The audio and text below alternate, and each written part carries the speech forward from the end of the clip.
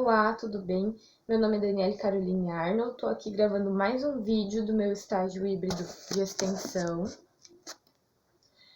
Sou aluna de licenciatura em Geografia da Uninter, do Polo de Barracão, Paraná.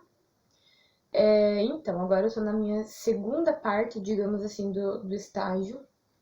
Agora eu vou estar tratando, falando sobre clima, tempo, os biomas, né, do Brasil, do mundo, tudo isso. Agora, começando o vídeo, eu vou estar falando primeiro sobre clima e tempo, tá?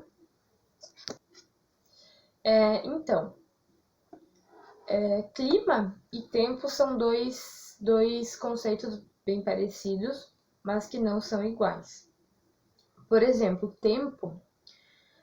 o tempo atmosférico de uma localidade, por exemplo, a cidade onde você mora, é o resultado momentâneo de uma combinação dos elementos básicos do clima, isto é, da temperatura do ar atmosférico, da pressão e da precipitação atmosférica.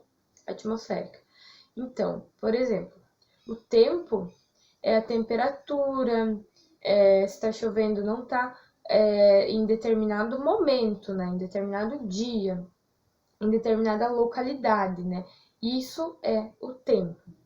Já o clima é o conjunto de fenômenos associados às variações do tempo da atmosfera terrestre em um determinado local, e geralmente o seu conceito aparece em oposição à ideia de tempo, que seria o estado momentâneo da atmosfera.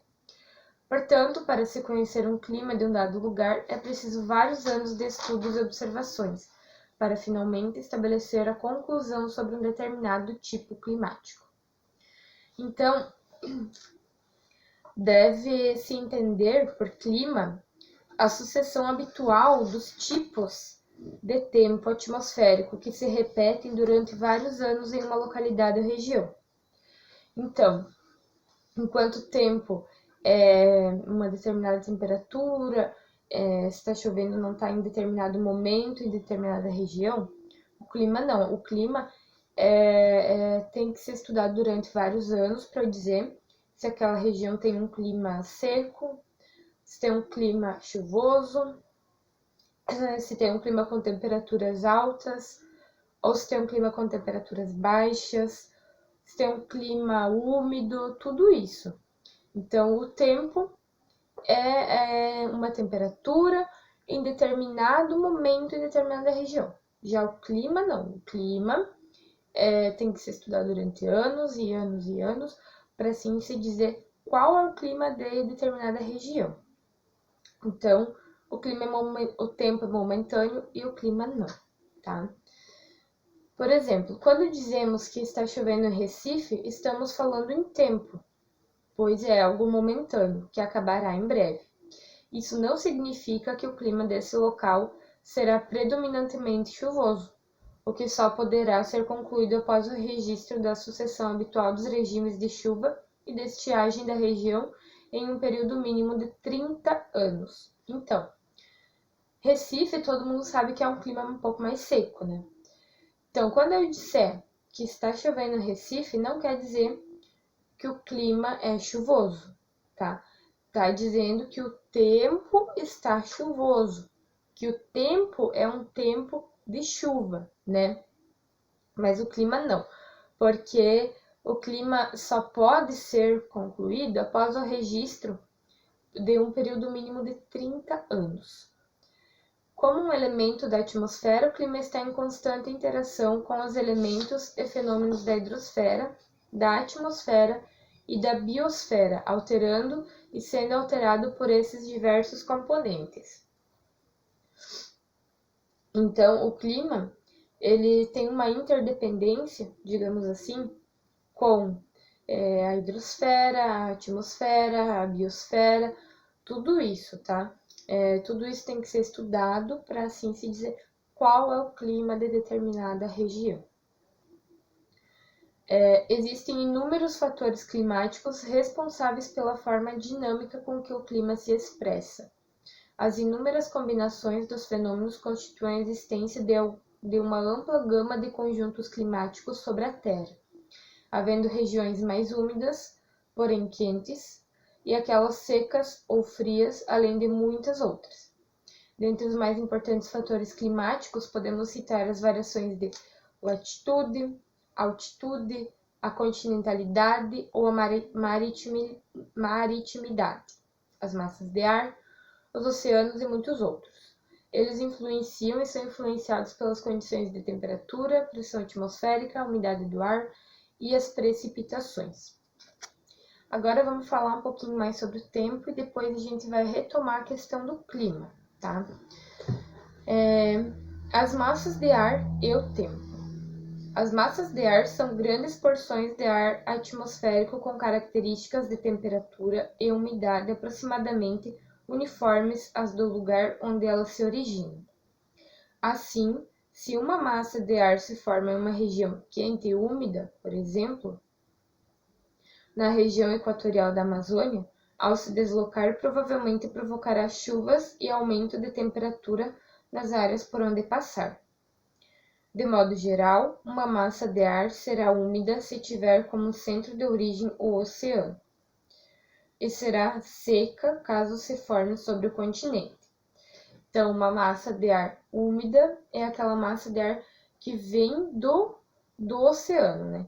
E uma massa de ar seca é aquela que se forma no continente. No território brasileiro, atuam 4 massas de ar quente e uma de ar frio. Gradativamente, ao se deslocarem, as massas de ar perdem as características de temperatura e umidade da região onde se formaram e vão adquirindo características da superfície por onde passam. Se não fosse assim, uma massa de ar polar que se deslocasse para uma área equatorial, por exemplo, levaria para essa área suas temperaturas frias e até mesmo neve. Então, por isso que ao decorrer, né, do trajeto, né, do caminho dessas massas de ar, elas vão adquirindo a temperatura, né, do local por onde elas estão passando. As massas de ar quente são a massa de ar equatorial atlântica, equatorial continental, tropical atlântica, tropical continental, e a massa de ar frio temos apenas a polar atlântica.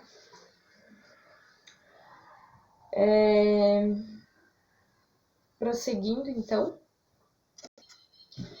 Pessoal, a previsão do tempo. Então, a previsão do tempo a gente ouve todos os dias, né, no rádio, na TV, nos meios de comunicação, né, e é um fator, uma ferramenta muito importante, muito mais importante do que todo mundo pensa. A previsão do tempo é uma ciência milenar que vem ganhando uma nova e inédita dimensão. Os motivos são a alta tecnologia que se usa hoje para entender as variáveis do clima e, principalmente, a nossa necessidade de lidar com as mudanças climáticas causadas pela ação do homem sobre o planeta. Então, a previsão do tempo vai ser usada para compor um determinado clima, né, de uma certa região. E também, para nós seres humanos, ela é fundamental, a previsão do tempo. A gente já vai ver o porquê. A previsão do tempo é ferramenta essencial no desenvolvimento econômico do país, na agricultura, na geração de energia, em usinas hidrelétricas, que dependem do volume de água, por exemplo, né? E nas mais diversas atividades econômicas. Por exemplo, por que a previsão do tempo ela é muito importante na agricultura? Porque o plantio, né, das determinadas culturas vai depender da previsão do tempo também. Porque tem determinadas plantas, né, determinados alimentos que precisam de bastante chuva, né, para se conseguir produzir, né, determinado alimento. Outros já precisam de um clima mais seco, outros precisam de frio, outros precisam de calor, e assim vai indo, né? Cada cultura, cada alimento precisa de um determinado clima, né, digamos assim. de determinadas condições que vão favorecer o seu crescimento, né, e a sua produção. Sobre saber o momento certo de plantar é muito importante, né? Pois o atraso do período das chuvas após o plantio pode comprometer a germinação das sementes, causando grandes prejuízos. Então, a previsão do tempo ela é de fundamental importância na agricultura, mas também na geração de energia em usinas hidrelétricas, né? Por conta ali da quantidade de água que é necessária para se produzir energia nas usinas. Outra coisa também, por exemplo, se a gente vai sair de casa, hoje está um clima quente, né? Tá um dia quente, um sol bem bonito. Mas lá na previsão do tempo tá dizendo que vai chover, que vai esfriar. Então, o que eu vou fazer? Eu vou levar um guarda-chuva, vou levar um casaco, né? Vou estar prevenida, né? Por conta da previsão do tempo, que tá me dizendo que vai chover, que pode esfriar. Eu vou estar prevenida. Se não tivesse a previsão do tempo, isso não iria ocorrer, né? Talvez. Então, por conta disso, também é muito importante a previsão do tempo. É uma tecnologia muito importante para todos nós. Agora, conceituando mais, né, melhor, o clima, a gente vai ver os fatores geográficos do clima, né? Vamos falar sobre latitude, altitude, maritimidade, tudo isso. Então, os fatores geográficos do clima, a grande diversidade, né, de clima entre, né, no mundo, entre um país e outro, entre um estado e outro, todo mundo sabe, né?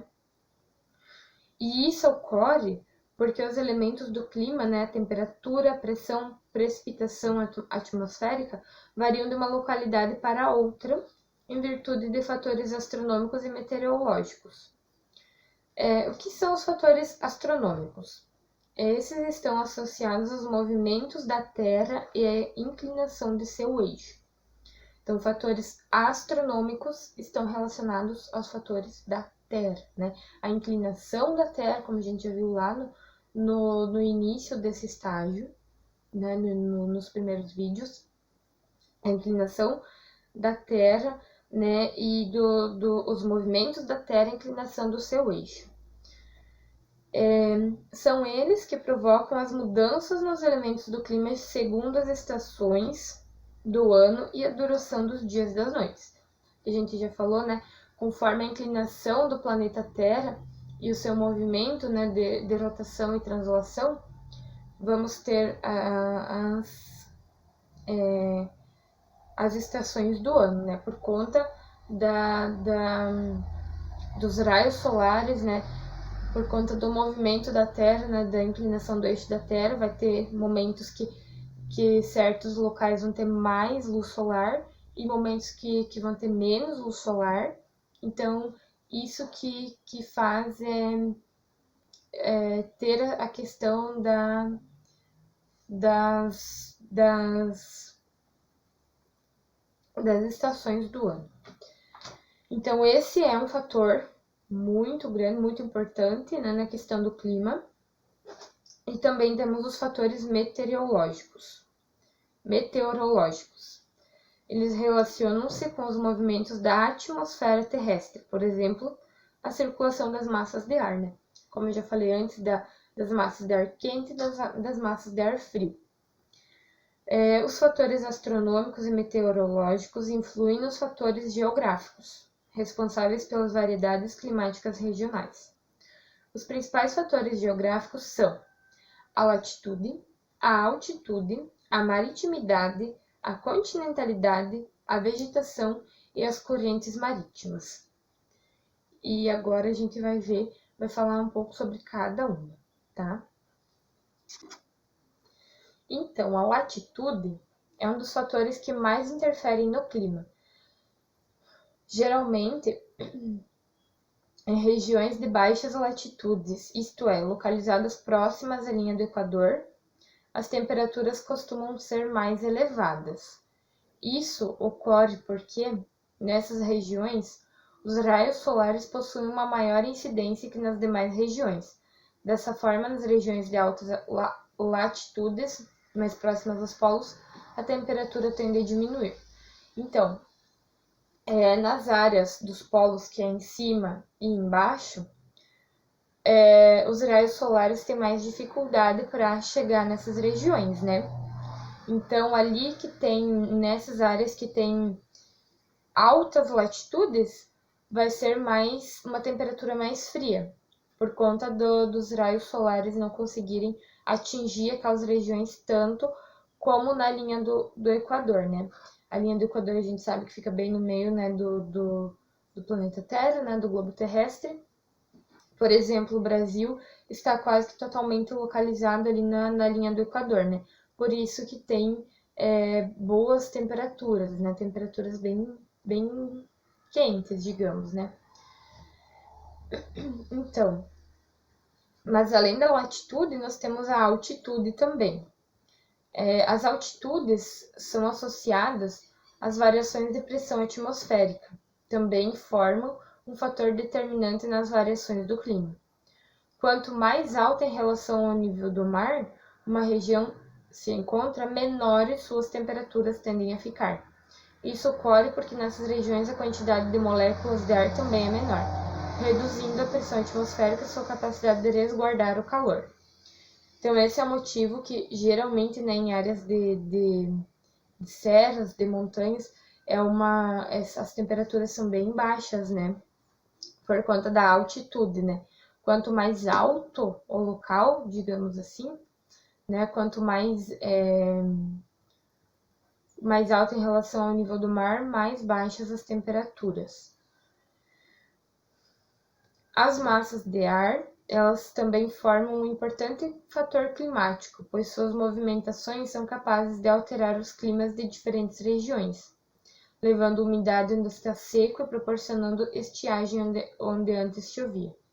Elas ocorrem em virtude das diferenças da pressão atmosférica, deslocando-se das zonas de maior pressão para as de menor pressão. Essas massas de ar, então, são, como eu falei, que no Brasil temos 4 massas de ar quente e uma de ar frio. As massas de ar quente, então, voltando a falar, são a equatorial atlântica, equatorial continental, tropical atlântica, tropical continental.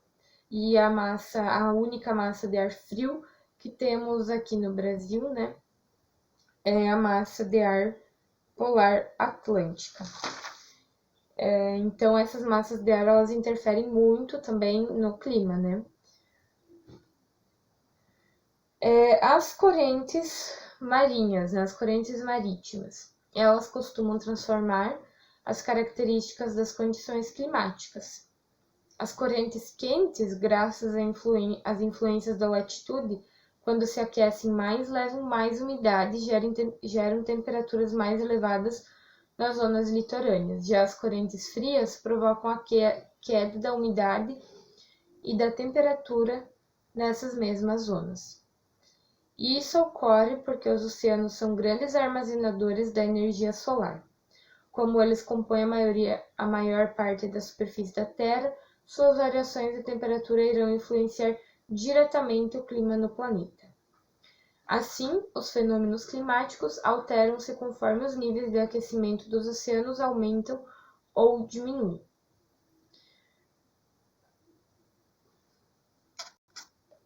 Outro fator muito importante na questão do clima é a maritimidade e a continentalidade. Tanto a água dos oceanos como as terras imersas, que são os continentes e ilhas, absorvem calor solar e o irradiam de volta para a atmosfera. No entanto, as águas oceânicas demoram mais para aquecer e absorver o calor mesmo em grandes profundidades. E absorvem o calor mesmo em grandes profundidades. As terras imersas, ao contrário, aquecem-se mais rapidamente, e o calor absorvido durante o dia permanece próximo à superfície. Ao anoitecer, o calor retido pelo continente é rapidamente liberado para a atmosfera, provocando queda de temperatura. Nos mares e oceanos, porém, a perda do calor é mais lenta, e, consequentemente, a variação da temperatura é menor. Esse fenômeno explica a maritimidade e a continentalidade, dois fatores que influenciam o clima de uma região.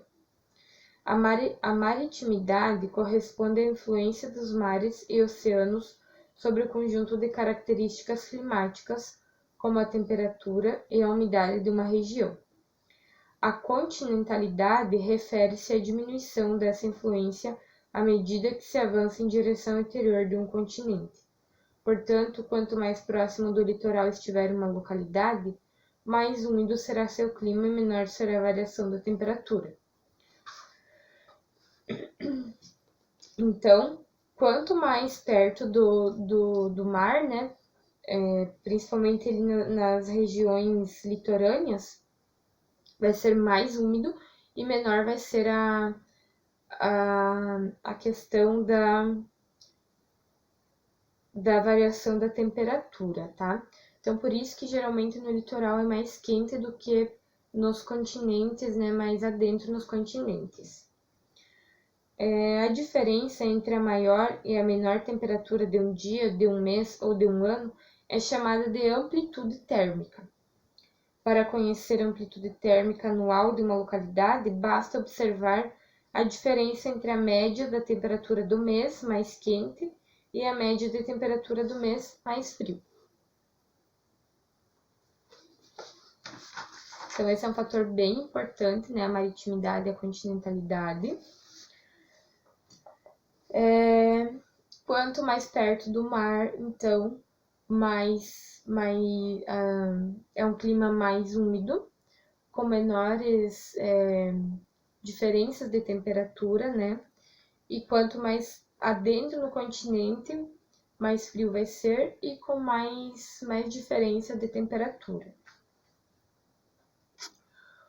Outro fator influenciador na questão do clima é a vegetação. A cobertura vegetal é um elemento da paisagem que apresenta intensa interação com o clima.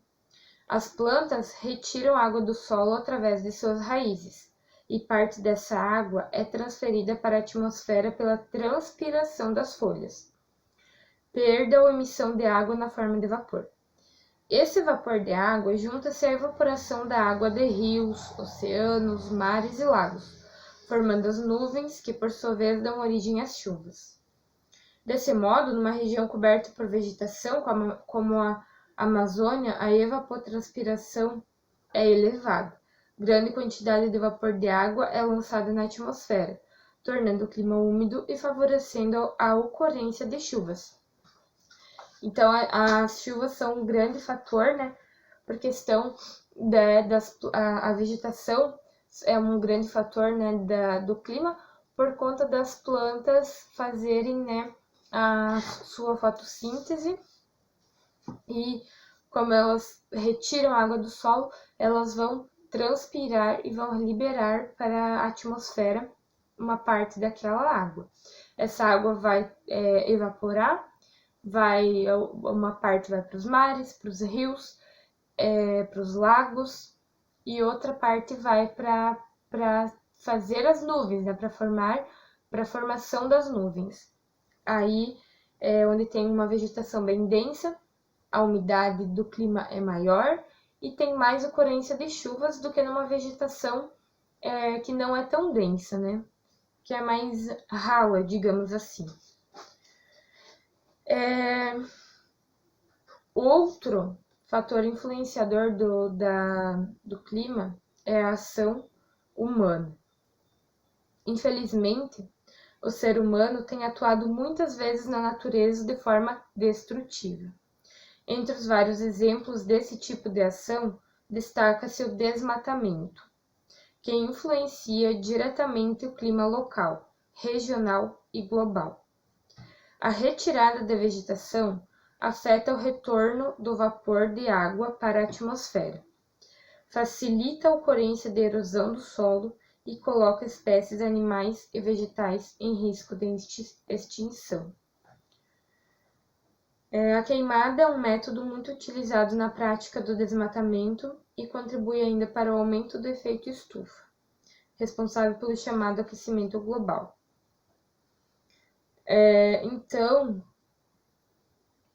o homem, como ele destrói muito o meio ambiente, né, acaba sendo um fator bem relevante na questão do clima, né? Ele acaba facilitando a ocorrência de erosão e coloca as espécies animais e vegetais em risco, né? E tudo isso está ligado ao clima também, tá? Então, esse foi o vídeo de hoje, tratando as questões do tempo e do clima e os fatores influenciadores do clima. Nos próximos vídeos a gente vai estar relatando um pouco mais sobre o clima e até lá!